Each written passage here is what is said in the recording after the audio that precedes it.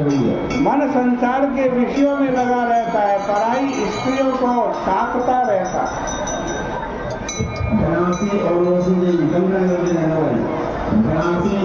तुलसीदास जी कहते हैं घर घर के पाप भरे प्रपंच मैं सुनता हूँ, कभी साधुओं का दर्शन नहीं करता, न ही गंगा जी की तरंगों के समान है राम जी आपकी जो कथा है वो नावली है वो सुनता।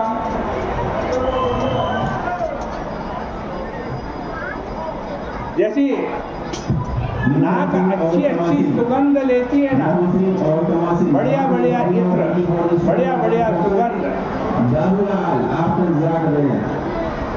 ये ना तो सुगंध रस के अधीन रहती है जिस प्रकार से प्रभु, वैसे कभी भी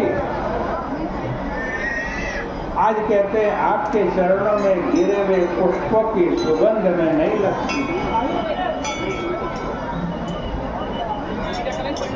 ये जीव जैसे तरह तरह के रसों का स्वादन करती है, 6 रस है।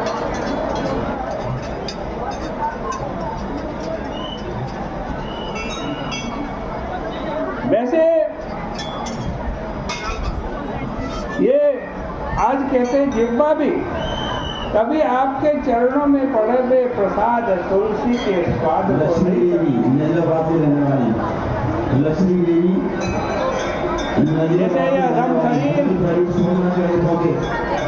चंदन चंद्रवदनी युवती सुंदर गहने और मुलायम कपड़ों को स्पर्श करना चाहता है, वैसे श्री रघुनाथ जी कभी आपके चरणों का स्पर्श करने को नहीं तरसता।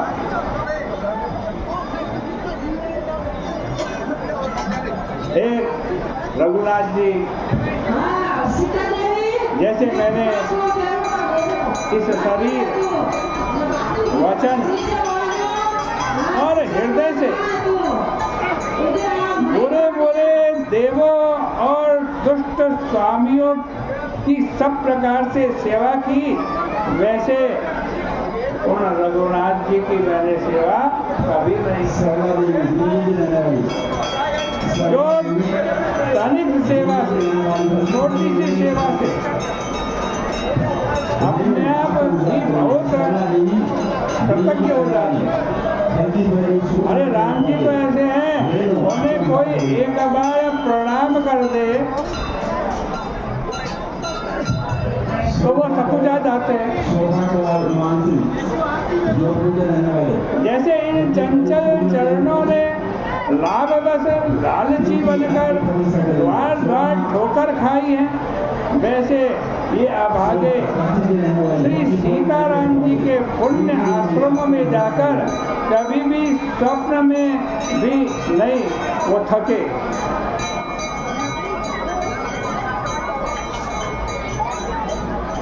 आज कहते हैं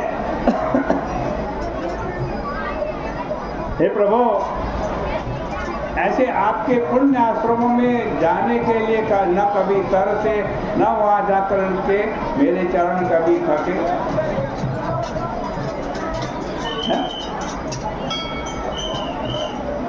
हे प्रभु, इस प्रकार मेरे सभी अंग आपके चरण कमलों से विमुख है। तुलसीदास जी कह रहे हैं केवल इस मुख से एक काम करता हूँ, इस मुख से आपका नाम लेता हूँ, नाम की ओट ले रखी है मां, और इसलिए तुलसीदास जी को यह एक निश्चय है कि आपकी मूर्ति कृपामयी है। जो मन करवाऊं तुम्हें नहीं ध्यायो, जो मन करवाऊं। राम जी के लिए कह रहे तुलसीदास जी कि जो मन करवाऊं तुम्हें न ध्याओ, जो छल छाड़ी स्वभाव निरंतर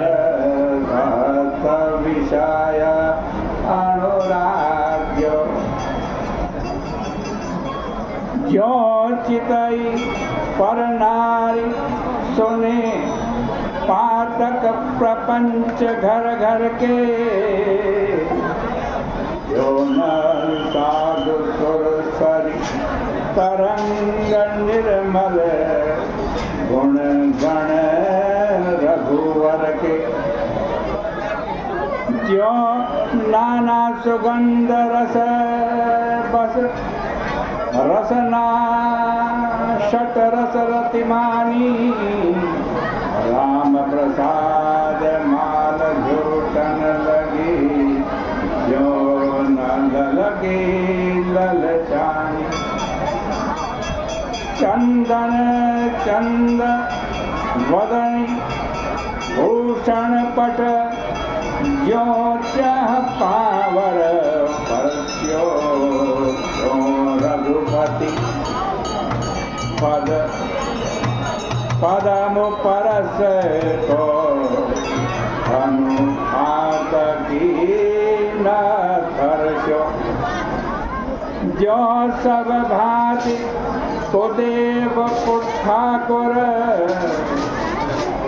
ये वचन ही हूँ जो न राम कृतज्ञ जे सकुच सकृत प्रणाम किए हूँ चंचल चरण लोभ लगी लोल द्वार द्वार मांगे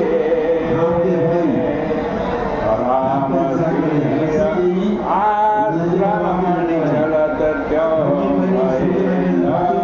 श्रमित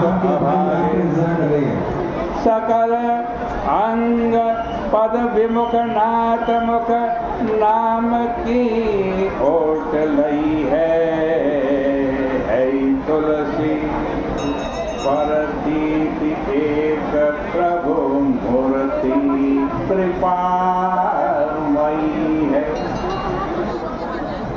ऐसे प्रभु जो केवल प्रणाम करने से बड़े पापी भी यदि उनको प्रणाम कर देते हैं, उनके प्रति कृतज्ञ हो जाते हैं, तो फिर हनुमान जी के प्रति कृतज्ञ क्यों नहीं होंगे भाई।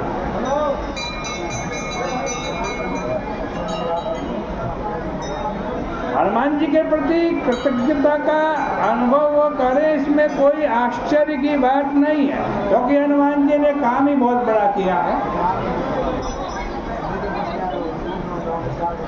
और सचमुच अंजनी नंदन जो है उनका कार्य अतुलनीय है, किसी से उसकी तुलना नहीं की जा सकती। उन्होंने जो कार्य किए हैं उनमें से एक कार्य भी यदि कोई दूसरा व्यक्ति संपन्न कर दे तो वो इतिहास में अमर हो जाता है, अमर। यहाँ तो उनके किए गए कार्यों की स्मृति की मलिका स्मृति की माला ही प्रभु के हृदय में सुशोभित हो रही है। एक काम नहीं, इतने काम है जिसे माला है। माला में एक मणके के बाद दूसरा, दूसरे के बाद तीसरा आता जाता है। ऐसे ही हनुमान जी ने जो राम जी के लिए काम किए हैं उसकी माला राम जी फेरते हैं अपने हृदय।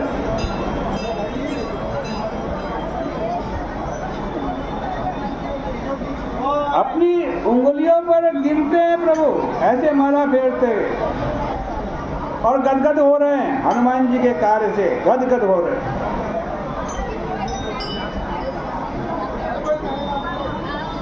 जैसे एक भक्त तुलसी मालिका पर प्रभु के नाम और गुणों का स्मरण करता हुआ आंसू बहाता है ना, इस समय वही स्थिति किसकी है? राम जी की। राम जी राजस्थान के रहने वाले जहाँ कहीं पटना किसी से भी पूछकर हनुमान जी ने ऐसी सेवा की राम जी की, ऐसा कार्य किया राम जी का। आज हनुमान जी भगवान बन गए और राम जी भक्त बन गए।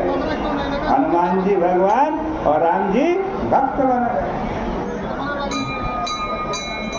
वो बार बार आंजनेय को देखते हुए अपनी आंखें नीची कर लेते हैं, नीची झुका लेते हैं। हर बार हनुमान जी उन्हें नए नए से दिखाई देते हैं। आज उन्हें स्मरण आ रहा है वो मंगलमय दिवस जब सर्वप्रथम अंजनी नंदन से उनका परिचय हुआ था। सबसे पहले कैसे परिचय हुआ आप जानते हैं? एक ब्रह्मचारी के रूप में, एक ब्राह्मण के रूप में।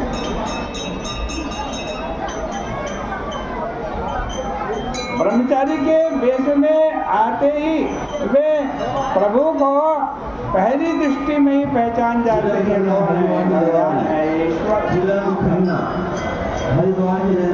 ऐसी विलक्षण दृष्टि विश्व में किसी विरले व्यक्ति की ही हो सकती है भाई। दूसरे क्षण आंजनेय का वह अतुल पराक्रम और सुकुमार सेवा भाव उनके मनस चक्षु के समक्ष आ गए, जिससे प्रेरित होकर उन्होंने प्रभु तथा लक्ष्मण जी को अपनी कंधे पर बिठा लिया, पीठ पे बिठा लिया।